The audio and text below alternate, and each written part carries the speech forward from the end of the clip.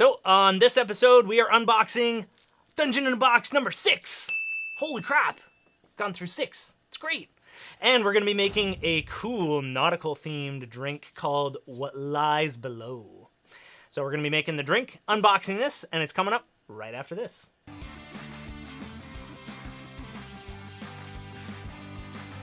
Welcome back, guys. Tom here from the Geeky Drinkers, and my awesome special quarantine co-host. My new title. Your new title. My amazing wife. Hi. So, we're going to be unboxing this very shortly. Let's get into this nautical-themed drink. So, it's pretty impossible to have a nautical-themed drink, especially a D&D drink, without the Kraken. So, our drink today is called What Lies Below. So first, what we're going to do is, in advance, muddle up a whole bunch of strawberries, fresh strawberries if you can get it, because we're going to be lining the bottom of our drinks with strawberry, fresh strawberry. Love fresh strawberry. Get this over here so the peeps can see it. Bam. So, got a nice little bottom layer right there. So after that, what we're going to do is, do you mind just moving that over there? So we're going to be doing 1 3/4 ounce of Kraken Rum, or 1.75 ounce Kraken Rum, which is amazing. I like how you're just eating it. Can't let it go to waste, right?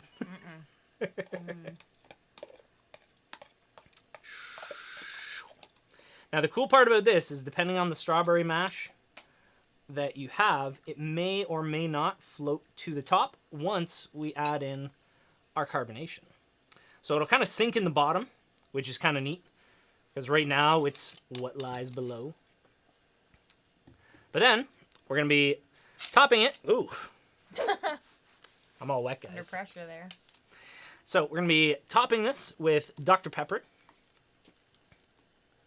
And it's kind of cool because you can see, you kind of want it to be a little heady, because what that is going to do is it's going to kind of pull up the strawberries. Oh yeah, look at and it the rise. carbon, yeah, and the carbonation is going to keep those strawberries up there. So it gives a really, really cool effect right off the bat. Mostly for this one. It's a shorter glass though, so. It's a shorter glass, but that's all right. Hi. Oh, we have a visitor. Hello, Sora. We have our black munchkin cat, Sora. Sora knows the routine. He just hops right up front and finds somewhere comfortable to sit. Zero shits given. Hey, kitten. If you guys want to see more of my kitty cat, Sora, shoot a comment down below. While you're there, hit the thumbs up. Make sure to subscribe, because we love you. If you guys like seeing cool themed D&D and video game themed cocktails and unboxings of D&D cool stuff, yeah, we're right here for you. But the last part of this is we're going to be adding in where the Kraken swims. So we're going to be adding in 1/2 ounce of blue Curaçao, and we're going to be popping that just right on top, right through the strawberry.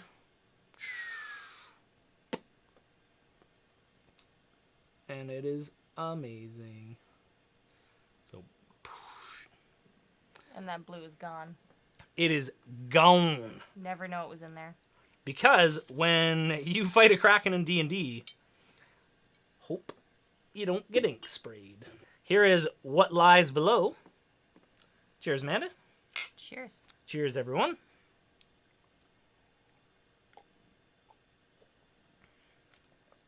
This is what I meant by my hesitation. The chunks floating in there. So the chunks floating there, I think it's actually kind of cool, because it kind of like, as you're chewing it, the Kraken and the Dr. Pepper kind of mix, and then it has like that little bit of subtle blue Curaçao in there. Ah, so good. Once again, cheers, everyone. Cheers, Amanda, because this is delicious.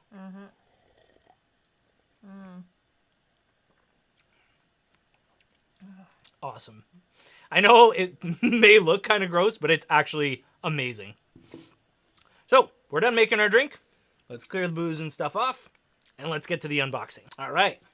So let's go ahead and open up box number 6. Actually, do you want to open this? Yeah. Yeah. I get to do stuff. She gets to do stuff, guys. Alright. You mean just like open the... No, I want to open the box. The parcel isn't like... That's not the end of it. The garbage.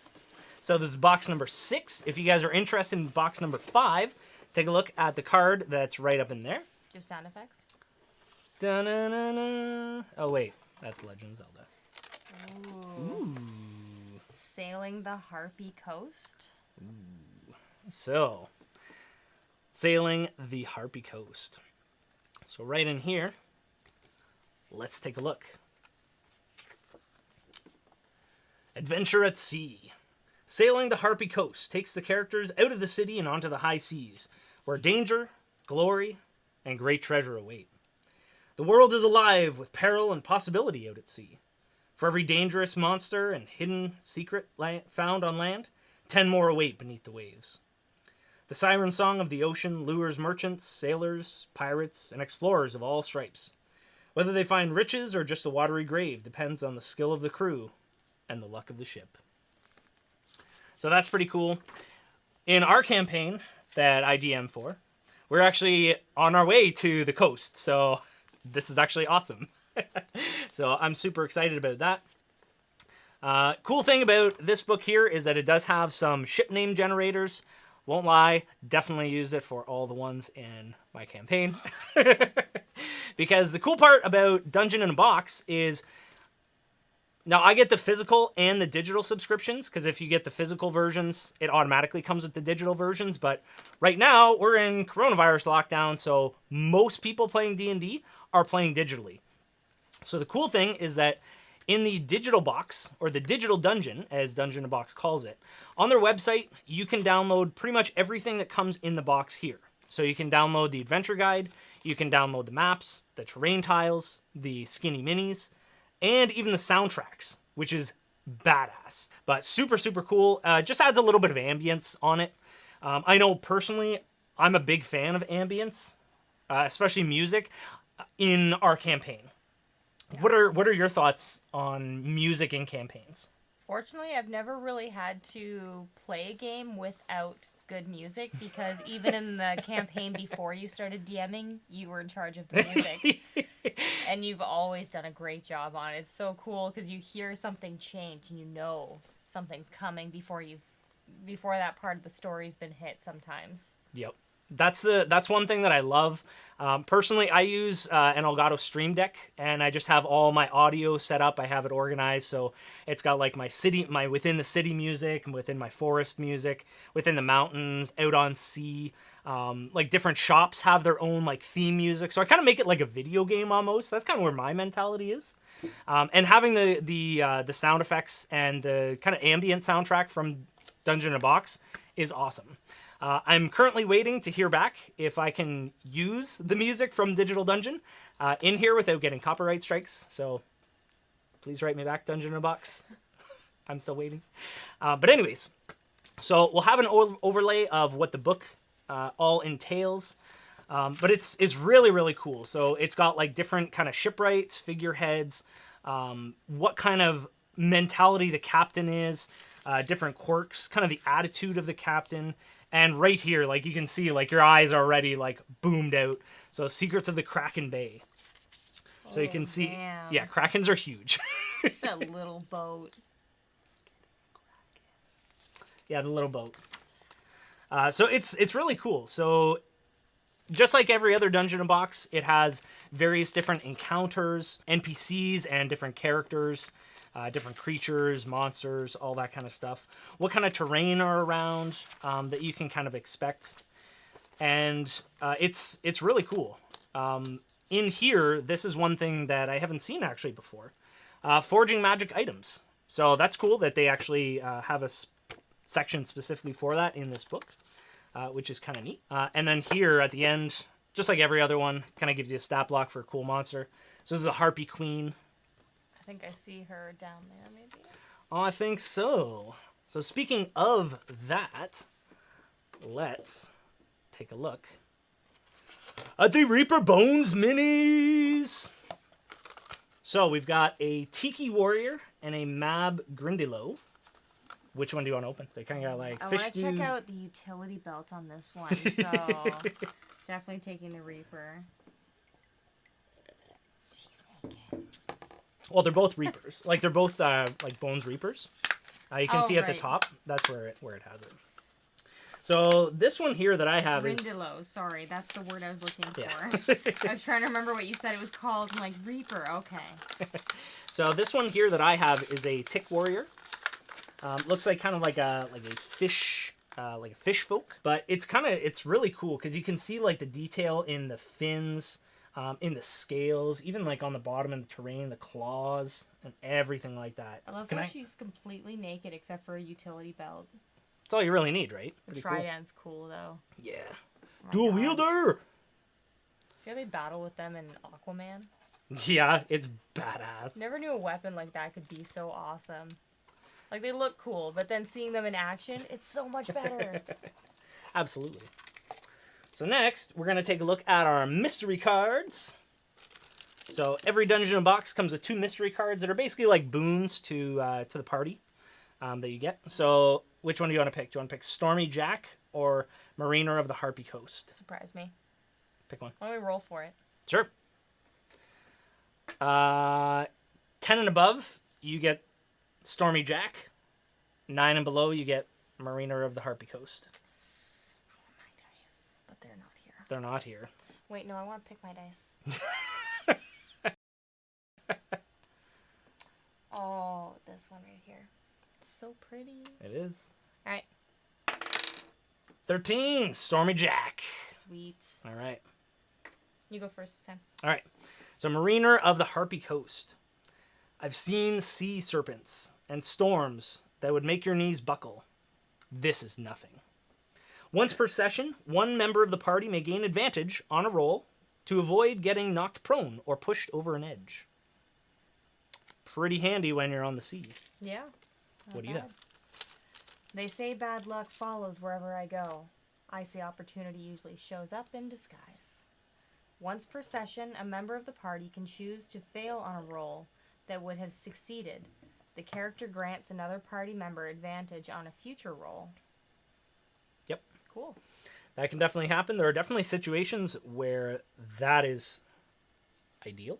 And, guys, it's one of my favorite times. Skinny Mini time. Look at that Kraken. It's like, look at that toothy maw. Ooh, the tentacles. Terrifying. I love it. Can Do you want to pop those out? You pop. I got you to pop out the base stands last episode, so. I love how there's just standalone tentacles on here. So can you describe each one as you're popping them out? This is a man. What's he wearing? He's got an overcoat, yep. And boots. Don't me to describe. Kind of looks like Matthew Mercer. Long hair. Let's see. Oh yeah, a little bit. So Matthew Mercer from Critical Role. If you guys haven't seen it, if you guys haven't checked out Critical Role, where have you been? You can probably even see my Explorer's Guide to Wildmount right there. It is awesome. You guys have actually already had an encounter with one of the enemies in there, the Nurglid or the Devil Toad. Oh yeah, this is a very interesting old green woman who looks like she may or may not be rotting. She could just be green and old. I can't tell. Oh yeah, she kind of looks like a hag. Got this cool staff with a skull hanging off of it. This lady's cool. That's something you'd never want to see if you're like going underwater in the lake or something. Yep. It kind of almost looks like a succubus.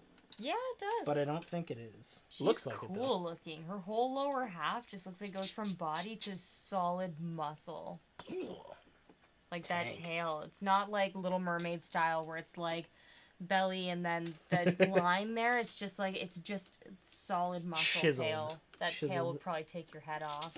Got some birds. Kind of birds. Falcons? Hawks? Falcons? Probably. Like red falcons. Nice. Oh, it's cool. Hawk lady. Or what are those called? Isn't it like harpy? Is that what That's probably what it is. Yeah, that's definitely a harpy. Cool. Yep. And it's also called Sailing the Harpy Coast. Great, I'm getting my monsters here. Oh yeah. There's a tentacle. I like how there's just standalone tentacles. Like you don't even need the whole monster to kill you. just a tentacle. And then the source of all the tentacles, the Kraken. The Kraken! As always, extra base. Thank you, Dungeon Box. So those are the skinny minis, which are pretty awesome. Now it is time for terrain tiles. So this one is a little bit different than the normal terrain tiles that you get. Obviously, it is a nautical adventure, so it's not really going to have a ton of terrain tiles. So instead, this one has an island and the ship that you're in. Presumably the ship that you'd be traveling in. Are we going to be seeing this soon, maybe? Probably yes, because I already have it uploaded into Roll20. So that's pretty cool. It's a nice, big, solid one piece, which is kind of neat. This is the first time I've seen this from Dungeon Box, which is cool. So take a look. What do you think? Cool. It's got good detail, eh? Yeah, I like that. I hope there's... What? I hope there's details of what it would look like underneath, because that would be cool to see as well. Like under deck? Yeah. Yeah, that'd be neat. That'd be pretty cool. I don't think there is, but we'll see. Well, if there's ever another nautical one in the future, I would love to see a lower deck version. There's more places to go than the front or the top. There definitely is. I believe so. It's not like I've ever been on one. I've seen pirate shows. Pirates are in this season. And finally, maps. So let's take a look at the nautical themed map. Is this just water? Nope. You sure? So this one here, as you guys can see, is kind of the coast. So depending on the type of encounters that you want to have, you can have it near the coast. And then on the back, it is all water. Because you're on the ocean, guys. You're on the sea. There's really not a whole lot going on the sea. Except water. Which is cool, though. Spots for the tentacles to pop out and get you. Oh, yes, there is. Non-hentai related. So, this is Dungeon Box number 6, which is awesome. Nautical themed, which is very, very well timed because their party is going to be probably hitting the coast. I'd say within the next, like, two episodes? Like 2 sessions, which is pretty cool. Depending on how fast you guys get there. It's a long way to go. It's like a month-long adventure, right? So it'll take you guys about 2.5 weeks to get to the coast, and then probably about a week traveling down the coast to get where you guys are on the Singing Towers. So I have a homebrew game, so if you guys are wondering what the hell I'm talking about, it's a homebrew game, which is cool. Because we get to do a whole bunch of fun stuff. Yeah. I've actually teacher, by the way, like best teacher. So that brings up a good point. So what are some things that you found most valuable from how I DM? The slow patience in the beginning, because there is so much. It is learning new worlds, new characters, new everything. It's like just scrap the idea of the world you know and learn an entire new one from scratch, which was overwhelming. It's a little daunting. Yep. And it's like having the patience to go through it super slow with all the dumb questions being asked over and over again. Super beneficial. And forcing me to listen to Critical Role until I finally listened to a full episode was helpful. I'm going to listen to it 2 times over. Hey, I'm getting it now. I love it now that I'm getting it. Well, and that's a cool thing. So do you find that now, because we're on, this coming session will be session 24? Yep. So do you find that, like, stuff that you're listening to in Critical Role or, like, other D&D stuff that is discussed, like, here and other episodes, do you find that it's coming easier to you? Do you find you understand it a little easier, a little bit more? Yeah, like when I don't have to ask what every single thing is. Like it's like a little bit of old time with a little bit of fictional to just, there's so many things that I just didn't know before. Like looking at the one guy's outfit, would you say the overcoat? Like I know what an overcoat is, but it's not something that pops to my like instinctual vocabulary. So guys, let us know what you thought about Dungeon Box number 5. Are you interested? Do you like nautical adventures? 6. It is 6. You're right. Dungeon box number 6. Do you guys like nautical adventures? This is so fun fact. When we started our session or like our campaign, one of the first things, because like I know shit about nautical adventures or boats or anything like that, and I was telling Amanda like in the first little bit, I was like, one thing, don't really want to do boats, don't really want to do ocean, don't want to do nautical adventures. And we're doing nautical adventures because our one character, Holden, his background was pirate. So, of course, things just intertwined that they need a boat, and he has access to a boat, but they have to travel across the continent to get there. So, in the meantime, I'm learning all about nautical adventures. Shoot a comment down below. Let us know if you guys like nautical adventures or if you're just like, nope, pass. And let us know what your favorite part about the Dungeon in a Box is. Have you guys got a subscription? I know I've actually got quite a few messages and even comments on the videos basically saying like, yeah, I watched this and I got a subscription because of your video, which is actually super awesome. So thank you so much. If you guys have any more questions or anything like that about it, definitely let me know. I know quite a lot about it because I've been doing all these unboxings and using all the resources that are available. So I hope you guys enjoyed the episode. Please, if you haven't already, hit the like button. Subscribe if you haven't already, if you want to see more unboxings. And share the video with a friend. If you know a friend that is interested in D&D and think they might like something like this, share the video with them. Sharing is caring. So with that, we'll wrap up. We love you guys. And we will see you next video.